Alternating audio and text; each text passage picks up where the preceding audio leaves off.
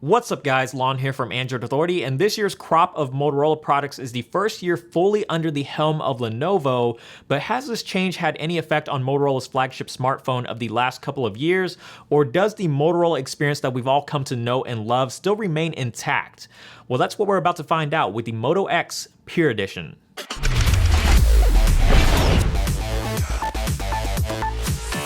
When looking at the Moto X Pure Edition from the outside, you'll notice a very familiar design that essentially evolves from last year's model. There's some minor aesthetic changes, but the overall look stays true to what Motorola started under the ownership of Google, with the most notable difference this year being the size.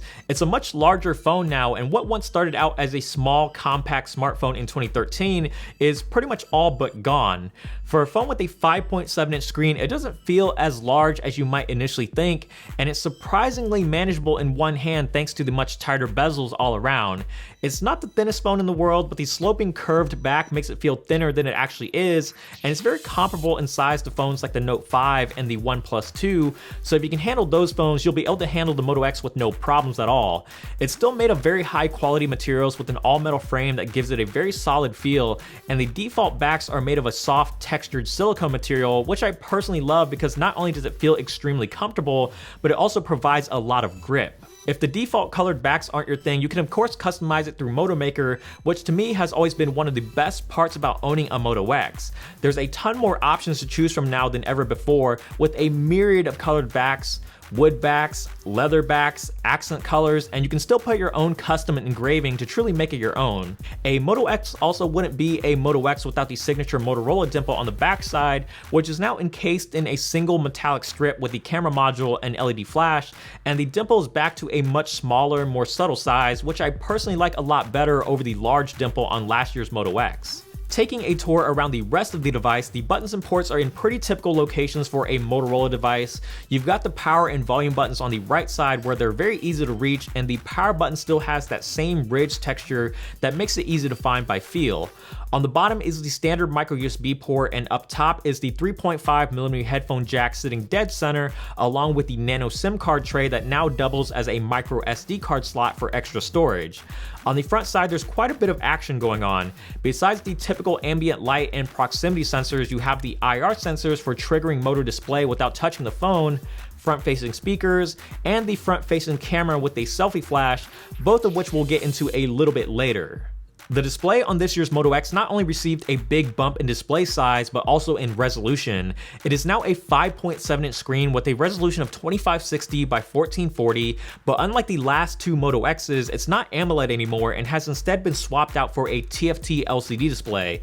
I'll admit I am a little bit saddened by the swap in display technology simply because features like Moto Display don't look quite as cool anymore because you can see the entire backlight light up, but otherwise it's a great looking panel. It's bright, beautiful, has great viewing angles, and is pretty easy to see in direct sunlight, and the colors are surprisingly very vibrant and saturated. With a quad HD resolution, it's also extremely sharp, and the large screen size makes it pretty awesome for browsing the web, playing games, and watching videos or movies, so overall I really have no complaints about the display. With the previous two Moto X's, Motorola put a bigger emphasis on the user experience and didn't worry so much about having the latest and greatest specs, and the story is pretty much the same here with the Pure Edition Moto X. Instead of the Snapdragon 810, Motorola took the LG route and opted for the 808, which is perfectly fine by me considering that the 808 is a more than capable processor. There's 3 gigs of RAM on board for all of your multitasking needs, and in everyday use, performance has generally been pretty good as you would expect from a device with high-end specs, and running what is essentially a near stock build of Android. The only hiccup that I've ever noticed is that it sometimes likes to hang on the lock screen when unlocking directly from Moto Display. It doesn't happen all the time, but often enough that you will notice it, but other than that, it opens apps, multitasks, and plays games just as well as the best of them, and hopefully this minor issue can be resolved fairly quickly through a software update. You've got all the usual connectivity options that you might expect, like Wi-Fi, Bluetooth, GPS, NFC, and of course LTE, and one of the most convenient things about the Moto X is that it supports practically every single LTE band for all the major carriers here in the States.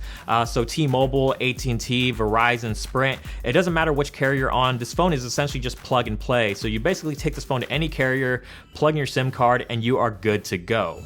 For storage, the Moto X comes in either 16, 32, or 64 gigs of internal storage, and like I mentioned earlier, the SIM card slot doubles as a micro SD card slot for up to an additional 128 gigabytes if you need the extra space. As far as the speakers go, they sound awesome on the Moto X this year. They're true front-facing stereo speakers this time around, and on top of being extremely loud, they deliver a very clean and rich sound that really tops off the media experience.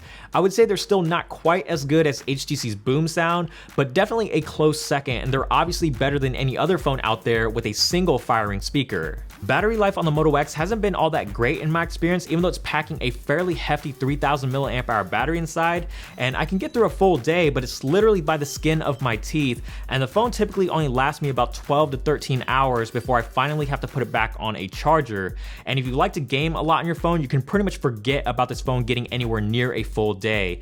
So if I had to rank the battery life of the Moto X against other flagship smartphones, I would say it's definitely better than the S6 for sure, but not as good as something like the Note 5 or even the LG G4.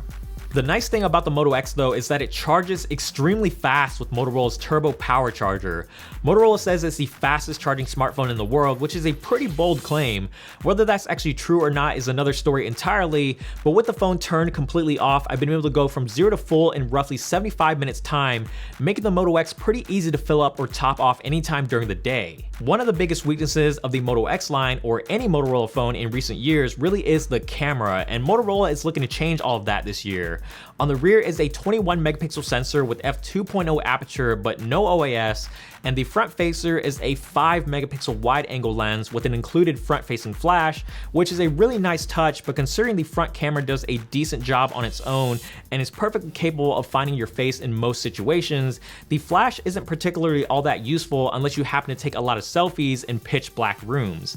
And even then, the front flash can be blindingly bright and tends to flood the image with harsh lighting more than it does to illuminate it. With the exception of adjusting the focus point and exposure, Motorola's camera interface still lacks a full suite of manual controls that other smartphone camera interfaces offer, but it is very easy to use. You can tap anywhere on the viewfinder to take a photo, swipe left to review any photos that you've taken, or swipe to the right to make adjustments to the camera settings. It's pretty bare bones, but you can do things like toggle through different modes like HDR, night mode, panorama, 4K video recording, and other things of that nature. Picture quality on the Moto X has been surprisingly great, and you can definitely tell Motorola put a very big focus on making the camera experience better on this year's Moto X. In medium to good lighting, photos are very sharp and detailed, and color reproduction is on point with just the right amount of vibrancy and saturation.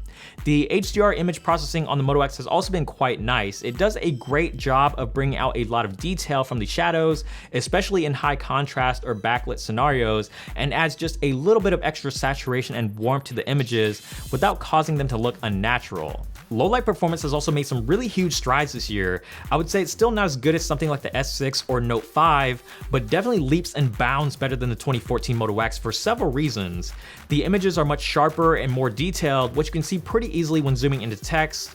The colors and white balance is more accurate. It handles exposure a lot better, especially in the highlights, and most importantly, there's a lot less digital noise. So thumbs up to Motorola for the improved picture quality and for finally producing a camera that is capable of taking photos that people won't feel embarrassed about to share to social media. One of the main reasons why I, and maybe a lot of other users as well, have gravitated to the Moto X for the past couple of years is because of the software experience and how quick Motorola is with updates. Just like previous Moto X's and other Moto devices within the last couple of years, the Moto X Pure Edition is running a near stock build of Android 5.1.1 Lollipop, and because this phone is being sold completely free of carriers, there's no carrier bloatware to get in the way. It's as pure as you can get without buying a Nexus, with the only exception being Motorola's baked-in custom features, which I actually find to all be really useful. Moto Display is still as good as ever, subtly pulsating anytime you receive a notification, and Motorola has added the ability to control your music from it now, which you couldn't do before, so that was a very welcome change. Then you have Moto Voice for dictating voice commands, and you can still customize it with your own key phrase if you'd like, but what I love most about Moto Voice besides the always-on listening is using it for navigation.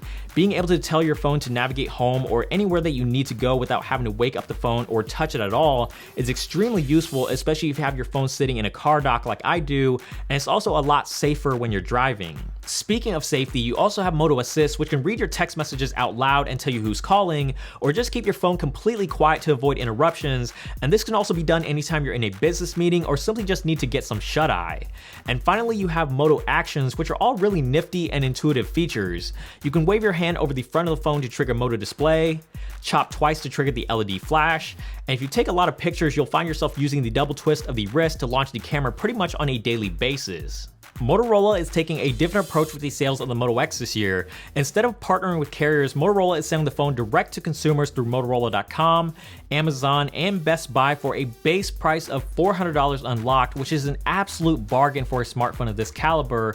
And if you're upgrading from a previous generation Moto X, the Pure Edition is a no-brainer.